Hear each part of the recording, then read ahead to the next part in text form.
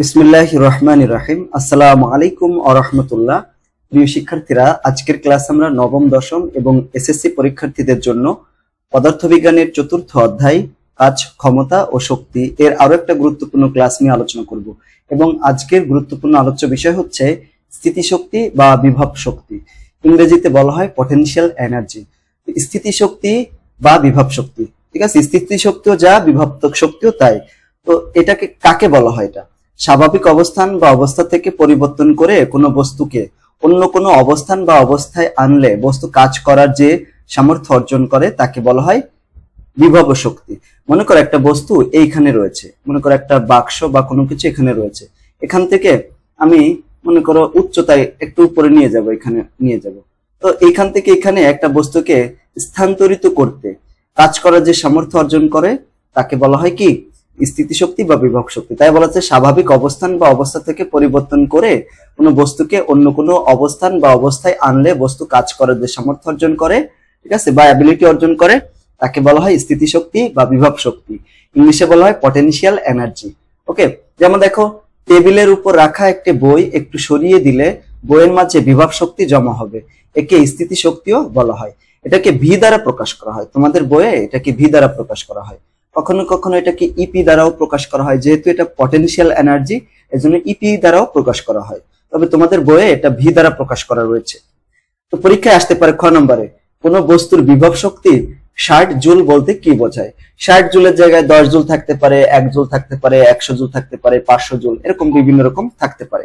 দেখো, কোন বস্তুর বিভব শক্তি 60 জুল বলতে আসলে আমরা কি বুঝি? একটা নির্দিষ্ট ভরের বস্তুর স্বাভাবিক অবস্থা পরিবর্তন করে অন্য কোনো অবস্থায় আনলে বস্তুটি 60 জুল কাজ করতে পারবে। কয় জুল কাজ করতে পারবে? 60 জুল কাজ করতে পারবে। মানে মনে করো একটা বস্তু স্বাভাবিক অবস্থানে আছে, ওখান থেকে সরিয়ে অন্য জায়গায় নিতে হবে, বা উপরে নিতে পারি, নিচে নিতে পারি, ঠিক আছে, ডানে বামে যে কোনো জায়গায় সরালে সেটা একটা কাজ করার শক্তি, অ্যাবিলিটি অর্জন করে, ঠিক আছে, ওটাকে বলা হয় কি? বিভব শক্তি। তাহলে এইটা একটা বস্তু বা একটা নির্দিষ্ট ভরে একটা স্বাভাবিক অবস্থান থেকে বস্তুকে স্বাভাবিক অবস্থান থেকে পরিবর্তন করে অন্য কোনো অবস্থায় আনলে বস্তুটি 60 জুল কাজ করতে পারবে। এরকম ভাবে মনে করো 10 জুল যদি থাকে, 10 জুল বলতে কি বোঝায়? তাহলে কি করব? সবকিছু সেম থাকবে। এখানে কি 10 জুল যদি থাকে তাহলে এখানে 10 জুল কাজ করতে পারে, বা এখানে যা থাকবে এখানে তাই। মনে করো এখানে x জুল আছে, তাহলে এখানে x জুল, আর সবকিছু সেম থাকবে, ঠিক আছে, আর কিছু পরিবর্তন করা লাগবে না, সবকিছু সেম থাকবে। এখন ধনুকে রশি টেনে তীর ছোড়ার সময় কিভাবে শক্তির রূপান্তর ঘটে ব্যাখ্যা করে। এটা কিন্তু খ নাম্বার প্রশ্ন আসে। কয় নাম্বার? খ নাম্বারে। আমরা জানি শক্তির সৃষ্টি বা বিনাশ সম্ভব নয়, মানে শক্তি সৃষ্টিও হয় না, মানে ধ্বংসও হয় না। পৃথিবী সৃষ্টির সময় যে পরিমাণ শক্তি ছিল, আল্লাহ তাআলা পৃথিবী যখন সৃষ্টি করেন তখন যে পরিমাণ শক্তি তৈরি করেছিলেন, সৃষ্টি করেছিলেন, আজও তা অপরিবর্তিত রয়েছে, মানে সেই শক্তি রয়েছে। তবে শক্তি কি করে? শক্তি শুধু এক অবস্থা থেকে অন্য অবস্থায় রূপান্তরিত হয়ে যায়, মানে ট্রান্সফার হয়ে যায়, এক অবস্থা থেকে অন্য অবস্থায় চলে যায়। প্রত্যেক বস্তুর মধ্যে একটা অন্তস্থ শক্তি নিহিত রয়েছে। ধনুকের রশি যখন পিছনে টানা হয় তখন এর ভিতরে কি হয়? বিভব শক্তি জমা হয়, যে mgh রূপে জমা হয়। তাহলে যখন ধনুকের রশি টেনে ছেড়ে দেওয়া হয় তখন বিভব শক্তি গতিশক্তি রূপে সামনে অগ্রসর হয়। এভাবে শক্তি এক অবস্থা থেকে অন্য অবস্থায় রূপান্তরিত হয়ে যায়, ঠিক আছে। এটা হচ্ছে ধনুকের রশি টেনে তীর ছোড়ার সময় কিভাবে শক্তি রূপান্তর ঘটে সেটার ব্যাখ্যা।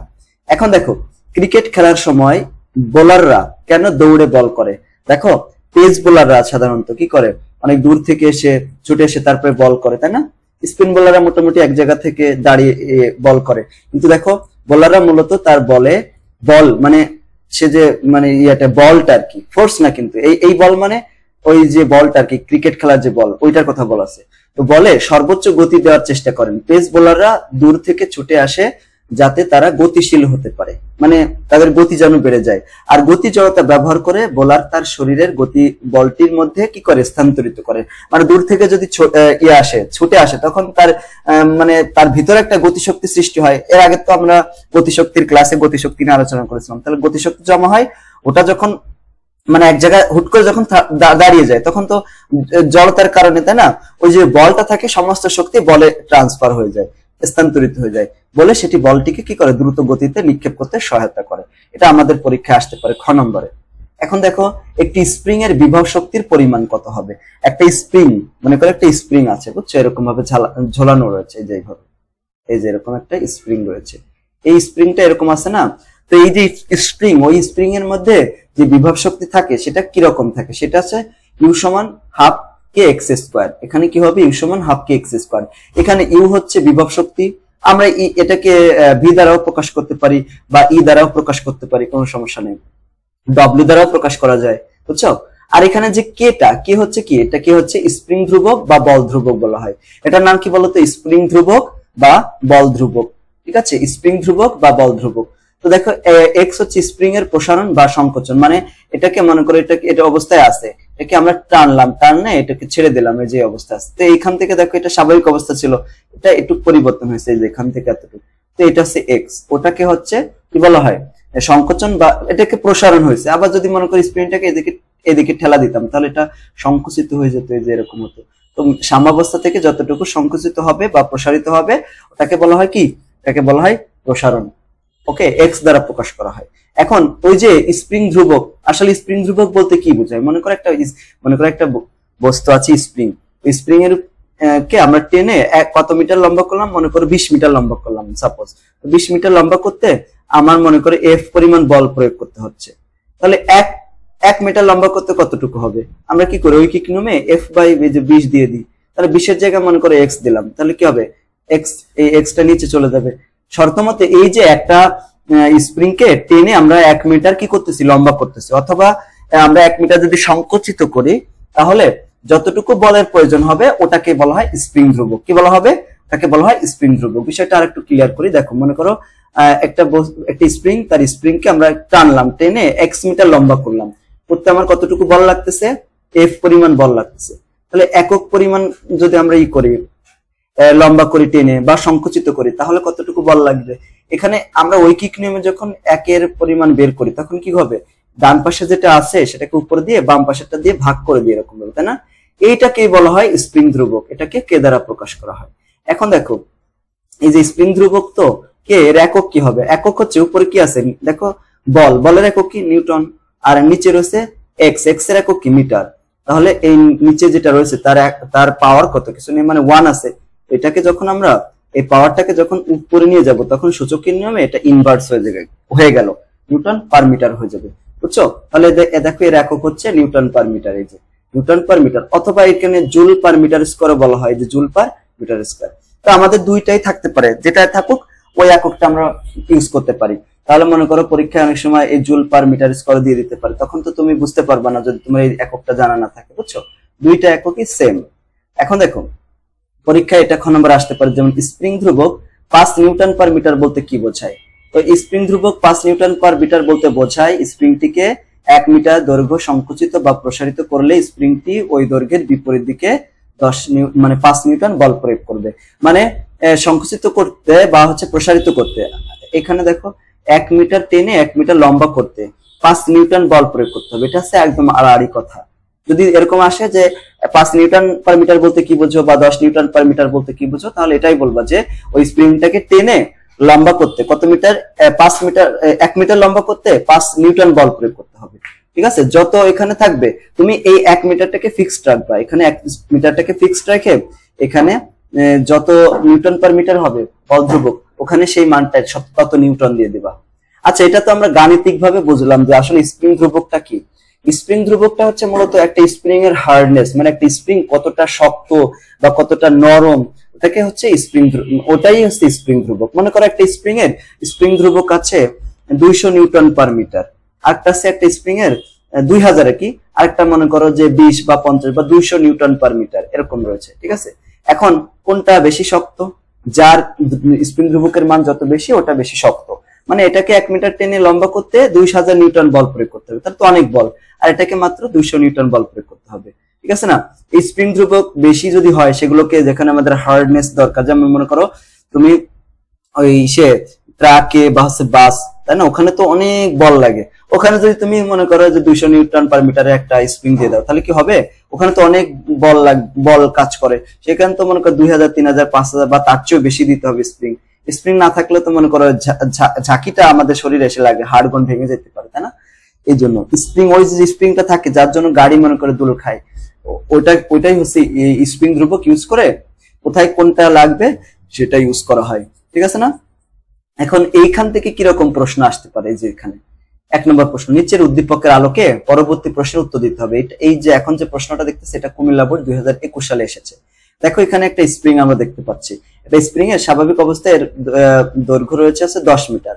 এখন একে টানলাম, টাইনে লম্বা করলাম, কত হলো 11.5 মিটার। এই যে 11.5, এখান থেকে আমরা যদি বিয়োগ করে দিই তাহলে কত হবে 0. কত এখানে মানে 10 লম্বা 1.5 হবে, সরি 1.5, মানে বিয়োগ করে দিলাম আর কি। তো 1.5 মিটার এটা হচ্ছে কি হবে, এই যে এখান থেকে এতটুকু প্রসারিত হয়ে গেল, এটা হচ্ছে এক্স এর মান হিসাব করলাম।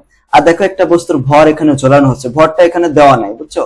আর স্প্রিং ধ্রুবকের মান দেওয়া আছে, এটা হচ্ছে কে, মনে করো কে এর মান দেওয়া আছে। এখন আমাদের এই যে এই এম এর মানটা বের করতে বলেছে, 1 নম্বর প্রশ্ন হচ্ছে এম এর মান বের করো। আর স্প্রিং এর ভর যদি দ্বিগুণ করা হতো তাহলে কৃত কাজের কিরূপ পরিবর্তন হচ্ছে এটা হিসাব করতে হতো। দেখো এখানে এম এর মান হিসাব করবে, এখানে স্প্রিং ধ্রুবক কত দেওয়া আছে, এই যে 500 নিউটন পার মিটার, এই যে এটা এখানে বসিয়ে দিলাম। এখন এটা কতটুকু প্রসারিত হবে এটা তো আমরা দেখলাম, এই যে প্রসারণ কত 1.5 মিটার হয়েছে, এটা হচ্ছে এক্স এর মান, তাই না, এই যে এটা। তো এটা প্রসারণ, দেখছো এই যে প্রসারণ, ওই যে কত করলাম 11.5 থেকে 10 বিয়োগ করে দিলাম, তাহলে 1.50 নিউটন হবে, মিটার হবে। তো অভিকর্ষ ত্বরণ হচ্ছে 9.8 মিটার পার সেকেন্ড স্কয়ার, এটা তো আমাদের মুখস্থ এই মানটা। এখন আমরা বল সমান কি জানি, বল সমান আছে mg, তাই না, এম এর মান তো দেওয়া নাই তাই এমটাকে রেখে দিলাম, আর এই জি এর মানটা 9.8 দেওয়া আছে, এটাকে এখানে বসিয়ে দিলাম। এখন আমরা আরেকটা সূত্র জানি স্প্রিং এর ক্ষেত্রে, এই সূত্রটা তো আমি ওখানে উল্লেখ করি না, বুঝছো। একটা স্প্রিং এর ভিতরে স্প্রিং এর যে বল সেটা হচ্ছে এফ সমান কত কে এক্স, না, এটা কোথায় পেলাম বলতো, দেখো এই যে একটু আগে বললাম না এফ বাই এক্স সমান কত কে, তাই না, একটু আগে দেখাইছি কিন্তু মনে আছে, এই যে এই জায়গা দেখাইছিলাম, এই যে এখানে এফ বাই এক্স সমান কত কে, না। তো ওখান থেকে দেখো যদি আমরা এফ সমান কি লিখতে পারি, এই যে এফ, এইটা আর এটা কি হয়ে যায়, এটা আর গুণ হয়ে যাবে, তার মানে কত হয়ে যাবে এখানে কে ইন্টু এক্স হয়ে যাবে। তার জন্য দেখো এফ সমান আর একটা সূত্র লাগছে কে এক্স, তো কে এর মান তো দেওয়া আছে, এক্স এর মানও দেওয়া আছে, কত এই গুণ করলাম 750 হলো 750। এখন এই মানটা আর এর আগে যেটা এই যে 9.8 ইন্টু হচ্ছে এম, ওই দুটা মান কি হবে, সেম হবে, এই যে সেম। তাহলে এম সমান কত হবে, এই 9.8 টাকে গুণ আছে তাই ভাগ করে দিলাম, তাহলে এই যে 750 কে 9.8 দ্বারা ভাগ করলে এই মানটা পাওয়া যায়, এত কেজি।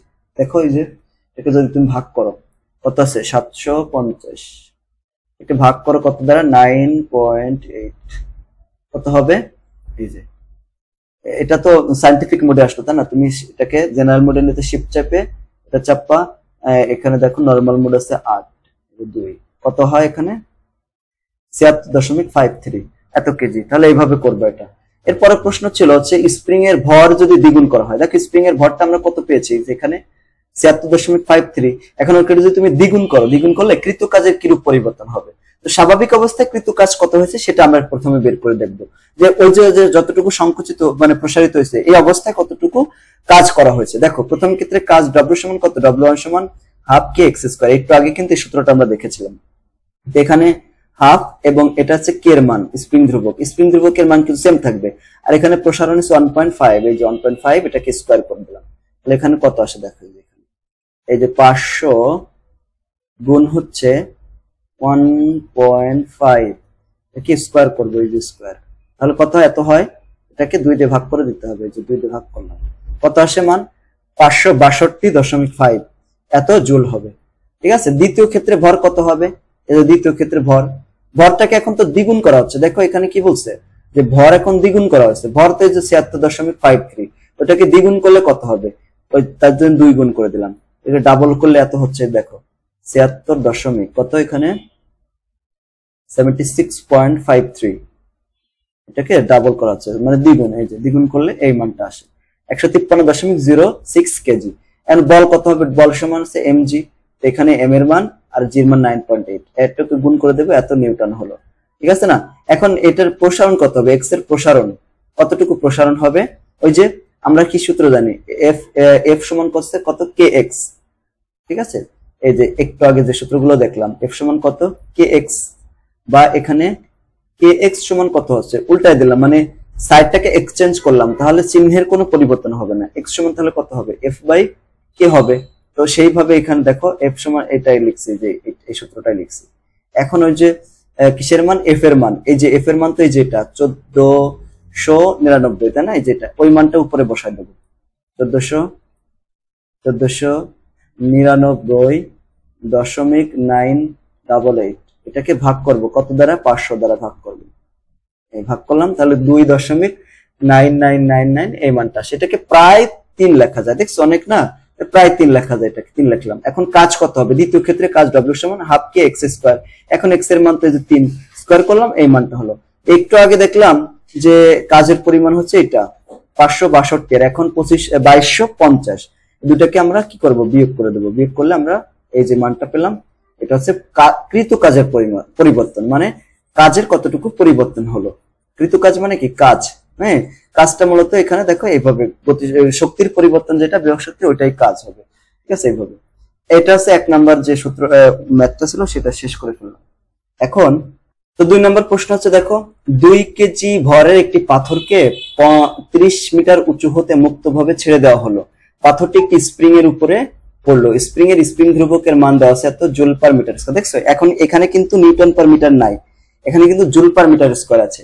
এখন যদি পড়ে, মনে করে এইভাবে আসে, এই যে একটা স্প্রিং, ঠিক আছে, যে একটা স্প্রিং এভাবে বসানো ছিল, এখন এর উপর টাচ করে এসে একটা ওই পাথরটা পড়লো।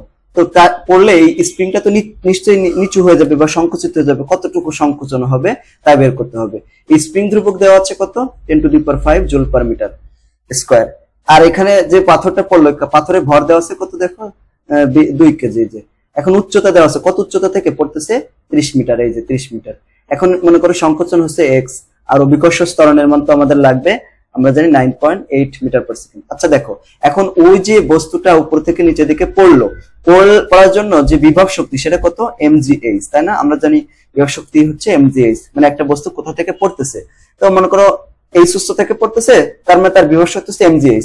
তো বিভব শক্তিটা এখানে এসে কি হবে? সম্পূর্ণটাই ওটা কি হয়ে যাবে? ওই যে ওই স্প্রিংটাকে সংকুচিত হওয়ার জন্য কাজে লাগবে। তার মানে এই যে mgh, এটা হচ্ছে স্প্রিং এর গতি, মানে বিভব শক্তিকে শক্তিতে কনভার্ট করে দেবে। তো স্প্রিং এর বিভব শক্তির সূত্র কি? হাফ কে এক্স স্কোয়ার। এটা সমান কত হবে? mgh। এখান থেকে আমরা এক্স এর মান বের করতে হবে, তাহলে এক্স স্কোয়ার সমান কত হবে? এই দুইটা উপরে যে গুণ হয়ে গেল, এই যেখানে, আর এই যে কে সাথে কি আছে? গুণ সম্পর্ক আছে, এখানে নিচে এসে ভাগ হয়ে গেল। এরপরে দেখো এখানে কি এক্স স্কোয়ার আছে, এক্স রাখলাম, এক্স রাখলে ওই পাশে যে কি হবে? এই রুট হয়ে গেল, মানে এক্স স্কোয়ার আছে এখানে, ওই পাশে যে রুট হয়ে গেল। এখন 2 এর মান বসালাম, এম এর মান, জি এর মান, আর এস এর মান বসালাম। আর কে এর মান কত? 10⁵। এখন একটা হিসাব যদি করবে কি ঠিকঠাক আছে কিনা, এই রুট করবা প্রথমে, তারপরে এই যেরকম দিবা। এখানে কত? 2 × 2 × 9.8 গুণ হচ্ছে 30। এই যে ভাগ আছে কত? 10⁻কত? 5। এই যে মান কত? এই যে 0.108 মিটার। এতটুকু সংকুচিত হবে। ওকে, এটা হচ্ছে কথা। 3 নাম্বার প্রশ্ন চলে যায়। দেখো এই যে তোমরা যে স্লাইডটা দেখতে পাচ্ছ, এটা কিন্তু আমাদের প্রিপারেশন বুক, বুঝছো? একাডেমিক প্রিপারেশন বুক। তোমরা যদি কেউ আমাদের কাছ থেকে এই বইটা কিনতে চাও, তো আমাদের সাথে যোগাযোগ করো। এই যে 01620103495 এই নাম্বারটিতে। আর যদি আমাদের পেইড কোর্স রয়েছে, যদি কেউ ভর্তি হতে চাও, তাও এই নাম্বার যোগাযোগ করতে পারো। মাত্র 550 টাকায় 5টা সাবজেক্ট পড়ানো হবে, প্রতিদিনই ক্লাস হয়। তোমরা চাইলে এই নাম্বারে যোগাযোগ করতে পারো ক্লাসগুলো করার জন্য। আচ্ছা, এখন দেখো 3 নাম্বার প্রশ্ন। একটি স্প্রিংকে 5 সেন্টিমিটার সংকুচিত করার ফলে তাতে 0.065 জুল বিভব শক্তি সঞ্চিত হলো, মানে জমা হলো। এখন এখান থেকে বল ধ্রুবকের মান বের করতে হবে, কে এর মান। ঠিক আছে, এখন দেখো যেগুলো দেওয়া আছে, যেমন সংকোচন দেওয়া আছে কত? 5 সেন্টিমিটার। এখানে সেন্টিমিটার থেকে যদি মিটারে কনভার্ট করি, সেন্টিমিটার হচ্ছে ছোট একক, মিটার হচ্ছে বড় একক, তাহলে কি করতে হবে? 100 দ্বারা ভাগ করতে হবে। দেখো 5 কে যদি আমরা 100 দ্বারা ভাগ করি, তাহলে কত হবে? 0.05 মিটার। এই যে, আর অভিকর্ষ ত্বরণের মতো মুখস্থ বিভব শক্তির মান তো এখানে দেওয়া আছে। এই যে এটা বিভব শক্তিকে ভি দ্বারা প্রকাশ করা হয়। আবার স্প্রিং ধ্রুবককে, এখন স্প্রিং এর বিভব শক্তি সূত্র কি? হাফ কে এক্স স্কোয়ার। এটার মান কত হবে? এই বিভব শক্তি তো দেওয়া আছে যেটা। তাই এখান থেকে আমাদের কে এর মান বের করতে হবে। কে এখানে রাখলাম, এক্স স্কোয়ারের সাথে গুণ আছে, এই এক্স স্কোয়ারটা ভাগ হয়ে যাবে। আর এই যে দুইটা নিচে আছে না গুণ ভাগ অবস্থায়, তাই ওই পাশে গুণ হয়ে গেল যে 2। এখন এই 2 সাথে এটা গুণ করে দেব, আর নিচে আছে এক্স এর মান বসিয়ে দিলাম এখানে। ঠিক আছে, এই যে এক্স এর মান স্কোয়ার করে দিলাম, তাহলে টোটাল কত হবে হিসাব করে দেখো। এই যে এখানে এই যে উপর নিচে এটা ভগ্নাংশ মতো দেব, 2 × 0.0 মানে 0 পয়েন্ট, এর ভাবে 0.0 625 ভাগ হচ্ছে কত 0.05 এর স্কয়ার করব। পয়েন্টের আগে 0 না দিলেও কোনো সমস্যা নেই, 50 এসে দেখছো 50। আর এখানে স্প্রিং ধ্রুবকের এককটা আছে নিউটন পার মিটার, তাই এখানে নিউটন পার মিটার। সেম টাইপের অনেকগুলো অঙ্ক আমরা এখানে প্র্যাকটিস করব। এখন দেখো একটা অঙ্ক দেখো, একটি স্প্রিং এর স্প্রিং ধ্রুবকের মান দেওয়া আছে, তো তার 2 সেন্টিমিটার সংকোচন ঘটালে সঞ্চিত বিভব শক্তি কত হবে। এখন দেওয়া আছে স্প্রিং এর সংকোচন কত 2 সেন্টিমিটার, এখানে 100 দ্বারা ভাগ করলাম 0.02 মিটার হলো। স্প্রিং ধ্রুবক কত, স্প্রিং ধ্রুবকের মান হচ্ছে 200 নিউটন পার মিটার, অভিকর্ষ ত্বরণ হচ্ছে 9.8 মিটার পার সেকেন্ড স্কয়ার। স্প্রিংটির বিভব শক্তি হাফ কে এক্স স্কয়ার, তো হাফ কে এর মান এখানে বসিয়ে দিলাম আর এক্স এর মান এখানে বসিয়ে দিলাম। এবার হিসাব করবো, এত জুল হবে। ঠিক আছে, এটা ইজি, এইভাবে আসবে কিন্তু। দেখো এই প্রশ্নগুলো কিন্তু আসে। এখানে দেখো 5 নম্বর একটা প্রশ্ন, এটা অনেকবার আসছে। দেখো Dhaka board 2021, Barishal board 21, Mymensingh board 21 সালে আসছে। এটা একজন নাম দেওয়া আছে শামীম 10 কেজি ভরের একটি বস্তুকে 20 মিটার উচ্চতায় নিক্ষেপ করার জন্য একটি স্প্রিং সংগ্রহ করেছে।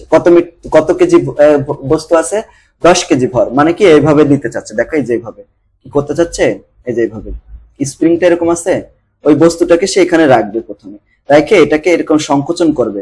সংকোচন মানে বল প্রয়োগ করে ছেড়ে দেবে, টাস করে উপরের দিকে চলে যাবে, তাই না? এই উদ্দেশ্য সে এটা করতেছে আর কি।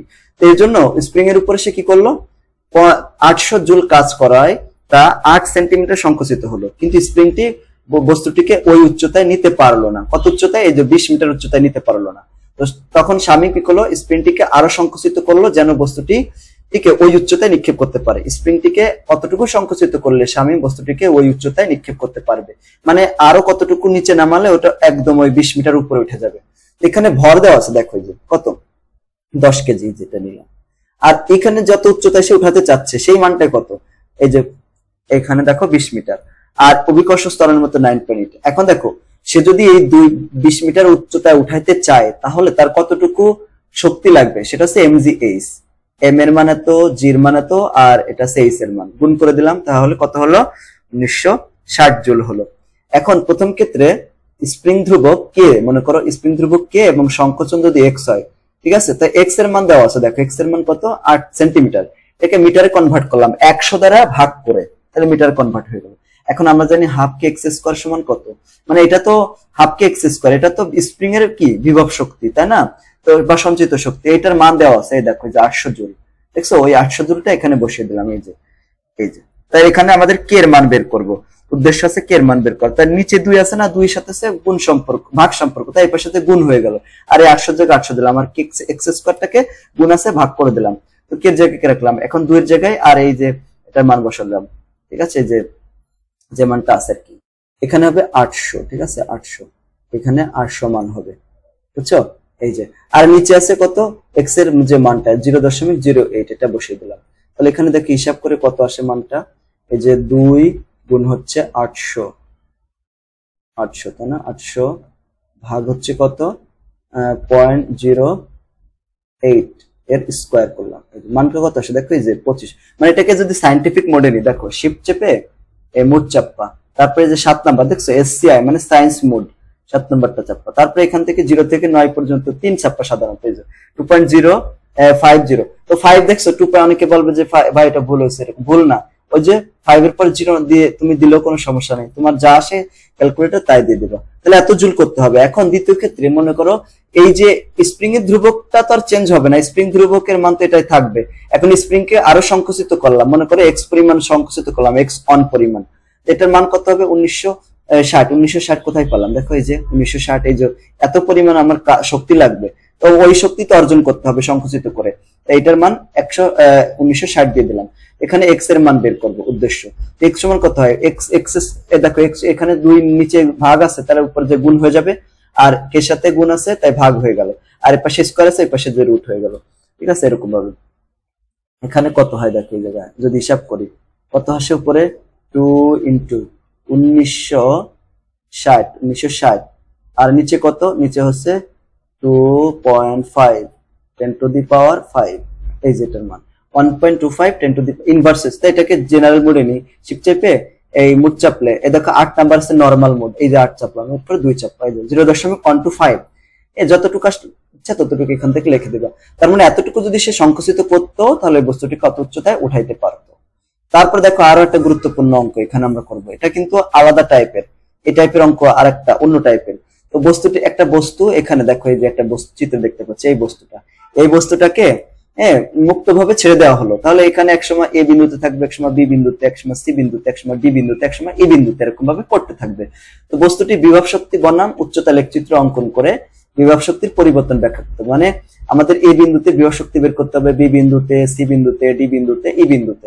দেখো ই বিন্দুতে ভূমি থেকে উচ্চতা আছে 0, এখান থেকে এতটুকু আছে 8 মিটার, দেখছো এখানে 8 মিটার, তাহলে এখানে কত 16 মিটার, তারপর কত 24 মিটার, তারপর কত 32 মিটার, এরকম বাড়তেছে। তো আমাদের জিরো উচ্চতায় 8, 16, 24 এবং 32 উচ্চতায় বিভব শক্তির মান বের করতে হবে। তো এখানে বস্তুটির ভর কত দেওয়া আছে, 5 কেজি দেওয়া আছে। দেখো এই যে দেখো ওখানে উপরে এই যে 5 কেজি দেওয়া আছে, এই যে 5 কেজি। অভিকর্ষ ত্বরণ আছে 9.8 মিটার পার সেকেন্ড স্কয়ার। এখন এই বিন্দুতে বিভব শক্তির মান বের করতে হবে। এই বিন্দুকে এই যে এখানে এই বিন্দুতে বিভব শক্তি সমান কত, mgh a।